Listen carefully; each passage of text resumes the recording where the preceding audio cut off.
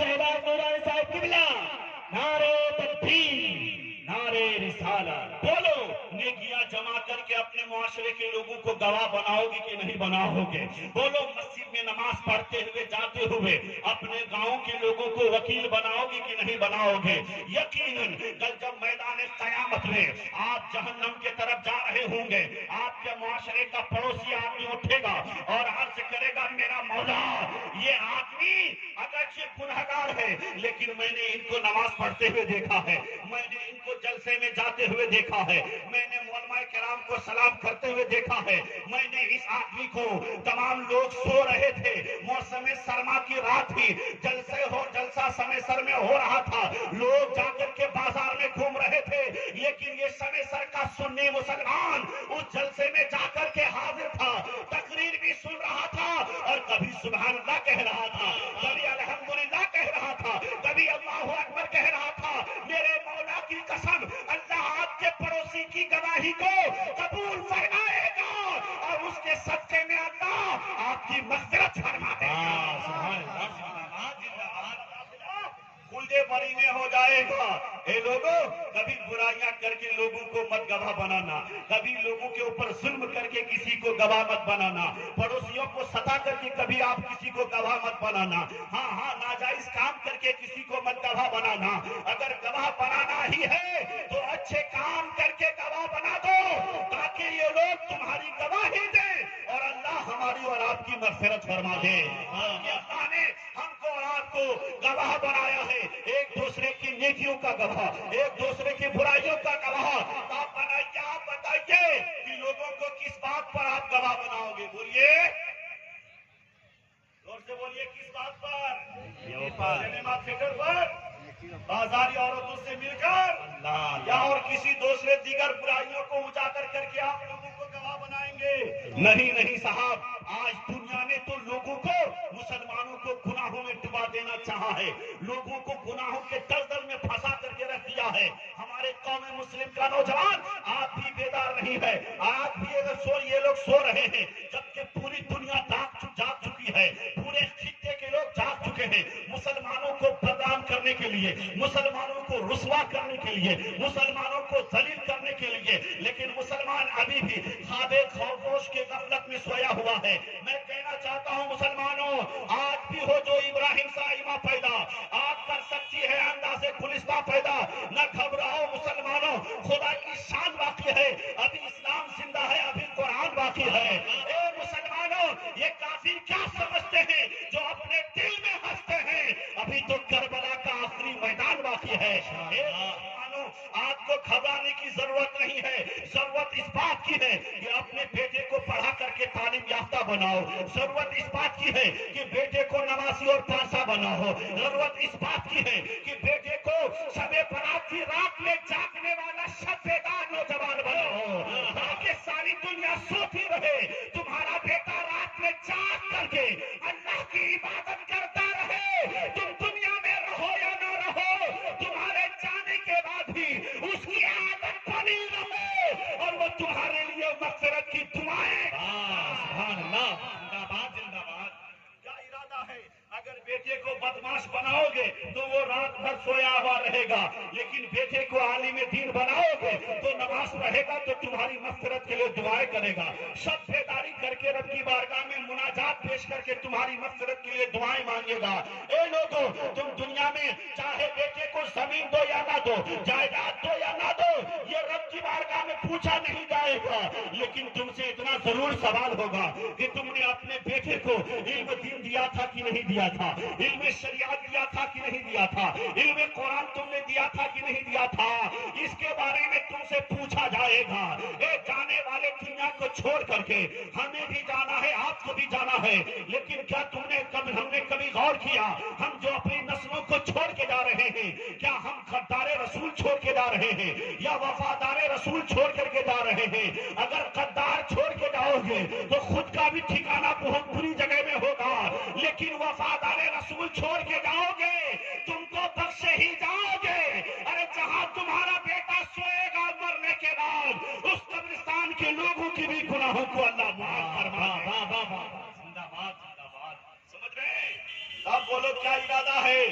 بچوں کو وفادار بناؤ گے کہ غدار بناؤ گے؟ بچوں کو تعلیم یافتہ بناؤ گے کہ آوارہ بناؤ گے؟ یہ لوگوں آج بہت سارے لوگ بہت قسم کے پڑھے لکھے لوگ ہیں، لیکن ڈاکٹر بن کر کے بھی لوگ قاتل نظر آتے ہیں، وکیل بن کر کے بھی لوگ ڈائن نظر آتے ہیں۔ حضرات نہ جانے کیسی کیسی برائیاں ڈاکٹروں میں، وکیلوں میں، نہ جانے اور دوسری قسم کے پڑھنے والوں میں۔ یہ لوگ پڑھتے تو ہیں لیکن انسان نام پر یہ لوگ حیوان ہیں، جانوروں کی جیسے سلوک کرتے ہیں لوگوں کے ساتھ۔ لیکن قسم میرے مولا کی، جب تم رسول کائنات صلی اللہ تعالی وسلم کے تعلیم کے بارے میں بتاؤ گے، صلہ رحمی کے بارے میں اپنے بچوں کو بتاؤ گے، تو تمہارا بیٹا، تمہارا بھائی جو عالم دین بنے گا، حافظ قرآن بنے گا، کبھی اپنے پڑوسیوں کو نہیں ستائے گا، کبھی اپنے پڑوسیوں کے ساتھ حق تلفی نہیں کرے گا۔ اگر ابھی بھی سمجھ میں نہیں آیا ہے، ایک واقعے کو میں کوٹ کرتا ہوں۔ حضرت امام اعظم ابو حنیفہ رضی اللہ تعالیٰ عنہ کی ذات گرامی ہے، امام اعظم کے پڑوس میں ایک شرابی رہتا ہے جو شراب پی کر کے رات میں عباس قسم کا آدمی گالی بکتا تھا، ایسی بھدی بھدی گالی بکتا تھا جس کو سننے کے بعد لوگوں کے کان پھٹ جاتے تھے، لیکن حضرت امام اعظم سنتے تھے، سن کر کے سہ جاتے تھے۔ ہم کہنا چاہتے ہیں اے لوگوں برداشت کرنے والا بن جاؤ، اے لوگوں معاف کرنے والا بن جاؤ، اے لوگوں کے ساتھ احسان کرنے والا بن جاؤ، کیونکہ اللہ فرماتا ہے حضرت ابراہیم کی دو خصلتوں کے بارے میں، اِنَّ ابراہیم لحلیم اوّاہ منیب، بے شک میرا ابراہیم بردبار ہے اور رب کی بارگاہ میں معافی کر مانگنے والا ہے، رجوع کرنے والا ہے۔ حضرات گرامی، حضرت ابراہیم علیہ السلام کی دو خصلتوں کا ذکر ہوا۔ پہلی خصلت کا تعلق خدا کے بندوں کے ساتھ ہے اور دوسری خصلت کا تعلق خدا کے ساتھ ہے۔ اللہ نے بندوں کے ساتھ صحیح تعلق رکھنے کا حکم دیا ہے۔ جب تک بندے خدا راضی نہیں ہوگا تب تک خدا راضی نہیں ہوگا۔ اگر ماں باپ ناراض ہے خدا کبھی راضی نہیں ہوگا۔ آپ کا باپ آپ سے ناراض ہے، آپ کا خدا آپ سے راضی نہیں ہوگا۔ اگر آپ کی ماں آپ سے ناراض ہے، آپ کا خدا آپ سے راضی نہیں ہوگا۔ یعنی پہلے حقوق العباد ہے، بندوں کے حق کو ادا کر دو، اللہ کا حق ادا ہو جائے گا۔ خود تو خدا کے بندوں کی زمین ہڑپ کر کے اگر تم مسجد میں جا کے نماز پڑھو گے تمہاری نماز کبھی قبول نہیں ہوگی۔ خدا کے بندوں کی زمین ہڑپ کر کے تم زکات ادا کرو گے کبھی تمہاری زکات ادا نہیں ہوگی۔ خدا کے بندوں کی زمین ہڑپ کر کے اگر تم روزہ رکھو گے اللہ تمہارے روزے کو کبھی قبول نہیں فرمائے گا۔ اس لیے اے سنی مسلمانوں، میں آپ سے کہنا چاہتا ہوں اپنے معاشرے کے پہلے لوگوں کا حق ادا کرو، ماں باپ کا حق ادا کرو، پڑوسیوں کا حق ادا کرو، تمہارے ماں باپ راضی ہو جائیں گے، خدا تم سے راضی ہو جائے گا۔ واہ واہ، نعرے تکبیر، نعرے رسالت، مسلک اعلیٰ حضرت اور انڈیا سرکار غریب نواز کانفرنس علامہ مولانا شہباز نورانی صاحب قبلہ، نعرے تکبیر، نعرے رسالت۔ ماں باپ کو ستا کر کے کبھی ترقی نہیں مل سکتی ہے۔ ماں باپ کو ستا کر کے چاہے تم بنگلے بنا لو، گاڑیاں خرید لو، لیکن تم کو عروج کبھی حاصل نہیں ہوگا۔ ایک نہ ایک دن تم کو زوال آنا ہی آنا ہے۔ اے مسلمانوں سنو، حضرت امام اعظم ابو حنیفہ رحمۃ اللہ تعالی علیہ، ان کے پڑوس میں ایک شرابی ہے، شراب پی کر کے رات میں آ کے گالیاں بکتا ہے، رات میں آ کر کے نہ جانے بھدی بھدی باتیں کرتا ہے جس سے نماز میں خلل پڑتا ہے، عبادتوں میں خلل پڑ جاتا ہے، نہ وہ گالی بکتا ہے، پڑوسی نیند میں بھی خلل پڑتا ہے، لیکن حضرت امام اعظم کبھی اس کو ٹوکتے نہیں ہے۔ ہاں جو شریعت کے دائرے میں روکنے کا حکم ہے اتنا تو کرتے ہیں۔ اصل میں وہ یہودی تھا نا، کافر تھا، اس لیے حضرت امام اعظم نے زبردستی نہیں کیا۔ لا اکراہ فی الدین، دین میں کوئی زبردستی نہیں ہے، تم اس کے سامنے میں اچھائیاں بیان کر دو، وہ مان جائے تو ٹھیک ہے، نہیں مانے تو ہم کیا کریں۔ ابھی ہم بول رہے ہیں نا کہ میرے سامنے بیٹھے ہوئے کھڑے ہوئے بھائی آپ بیٹھ جاؤ، لیکن نہیں مانیں گے تو ہم کیا کر سکتے ہیں۔ حضرت امام اعظم نے اپنے حساب سے ان کو روکنا چاہا لیکن وہ رکا نہیں، بہت دنوں تک گالی بکتا رہا۔ اچانک حضرت امام اعظم جب رات میں آتے ہیں تو اس کی گالی کی آواز نہیں آ رہی، گالی کی آواز نہیں آ رہی ہے۔ ہم لوگ ہوتے تو خوشی مناتے، ہمارے گھر میں تو عید ہو جاتی، کیونکہ آج سکون سے سونا مل گیا ہے، سکون سے جینا مل گیا ہے۔ آج کوئی گالی دینے والا پڑوس میں نہیں ہے۔ آج کوئی بھدی باتیں کرنے والا پڑوس میں نہیں ہے، لیکن حضرت امام اعظم اپنی بیوی سے پوچھتے ہیں بتاؤ وہ میرا پڑوسی کدھر گیا جو رات میں شراب پی کر کے گالی بکتا تھا؟ حضرت امام اعظم کی بیوی فرماتی ہیں حضور وہ آج زیادہ پی کر کے آ گیا تھا، بہت زیادہ دھنگانا کر رہا تھا، اسی کی وجہ سے پولیس والے آ کر کے اس کو پکڑ کے لے کے گئے ہیں۔ حضرات ہم لوگ ہوتے تو خوشی مناتے، ہاں ہاں اچھا ہوا وہ ڈوب گیا، اچھا ہوا وہ برباد ہو گیا، اچھا ہوا ہمارا پڑوسی ہم سے جلتا تھا وہ برباد ہو گیا، وہ لوگ خوشی ہوتی کہ نہیں ہوتی؟ لیکن واللہ العظیم حضرت امام اعظم کے سامنے میں کھانا تھا صاحب، کھانا۔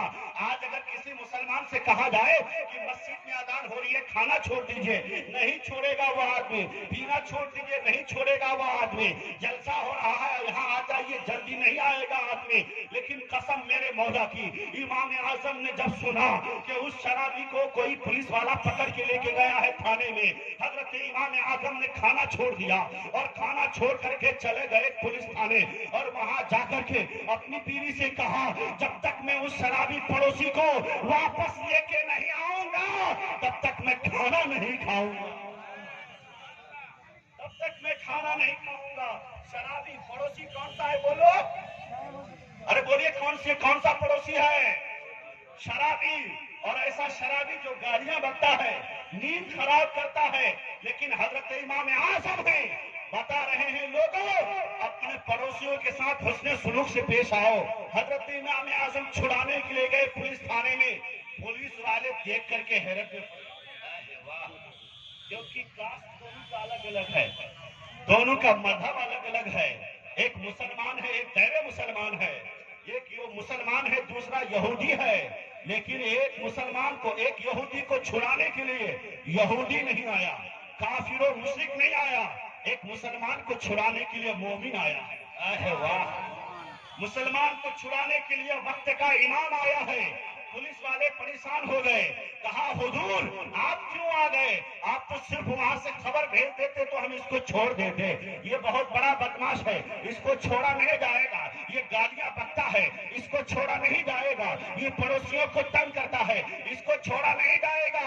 حضرت امام اعظم فرماتے ہیں اس کے سارے گناہ ایک طرف، اس کا یہودی ہونا ایک طرف، لیکن دوسری طرف یہ ہے کہ یہ میرا پڑوسی ہے، اگر یہ جیل کی مصیبتوں کو جھیلتا رہا، جیل کی صعوبتوں کو برداشت کرتا رہا، کل میدان قیامت میں اگر مجھ سے پوچھا گیا تم وقت کے امام بنے پھرتے تھے تو تمہارا پڑوسی پریشان تھا، تمہارا پڑوسی جیل میں بند تھا، تم نے اس کی جان کی حفاظت کیوں نہیں کی، تم نے اس کی حفاظت کیوں نہیں کی، تو کل میں میدان محشر میں کیا جواب دوں گا؟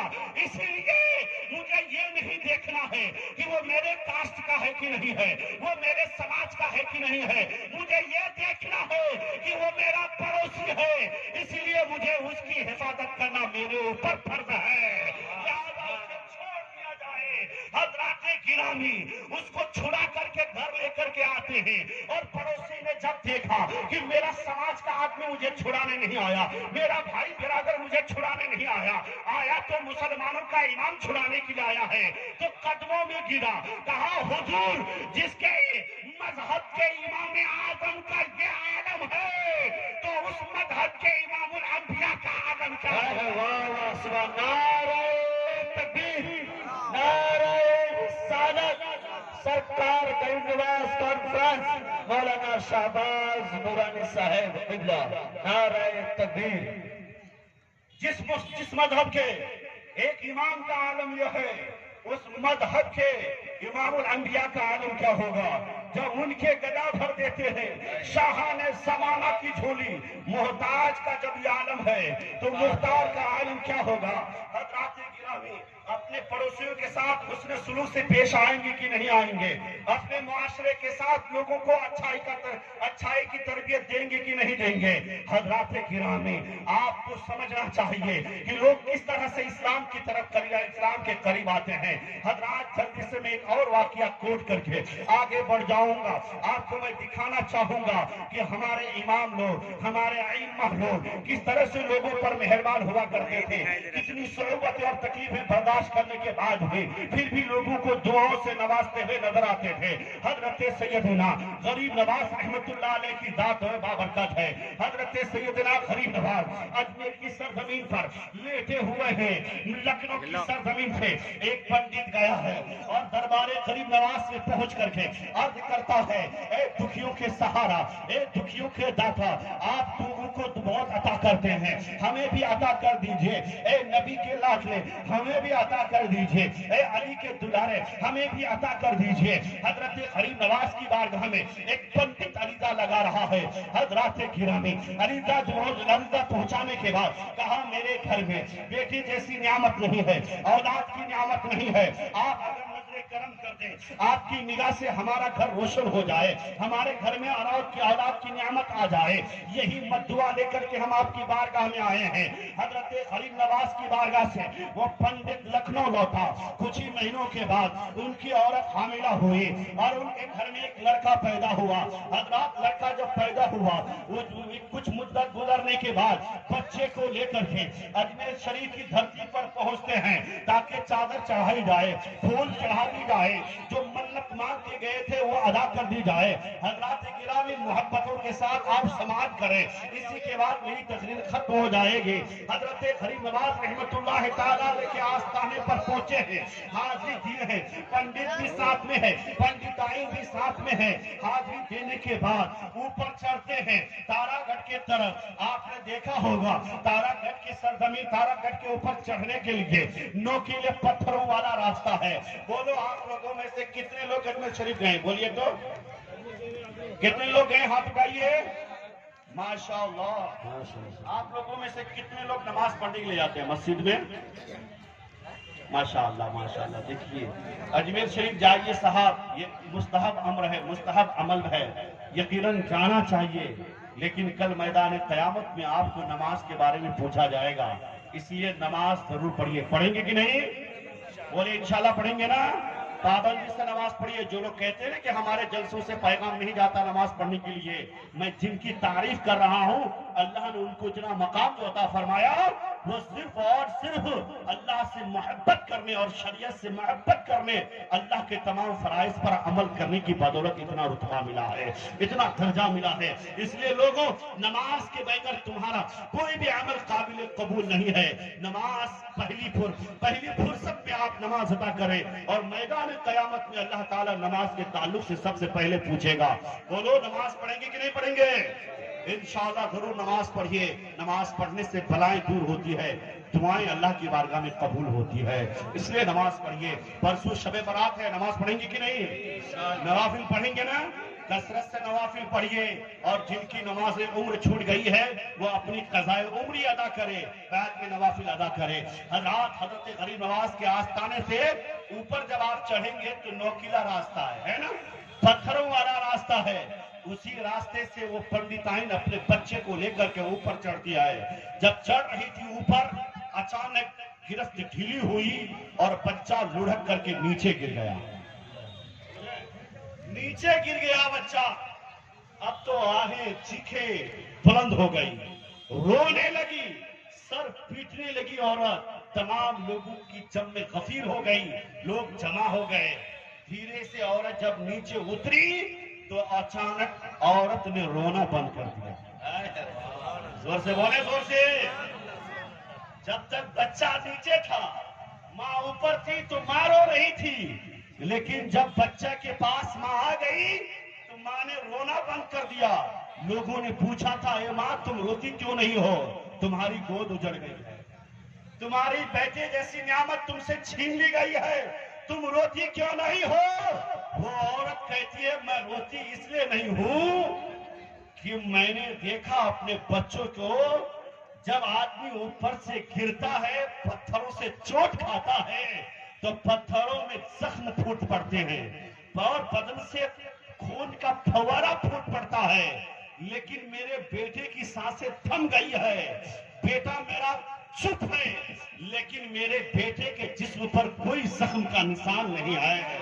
मेरा विजदान और ईमान यही कहता है کہ جو غریب نواز میرے بیٹے کے جسم کی حفاظت کر سکتا ہے، پتھریلے نوکیلے راستے میں پتھروں سے میرے بیٹے کی حفاظت کر سکتا ہے، تو وہ غریب نواز میرے بیٹے کی سانس کی حفاظت ضرور کرے گا۔ اس لیے لوگوں، اب یہاں میرا بیٹا نہیں رہے گا، اسے لے کے غریب نواز کے آستانے پر چلو۔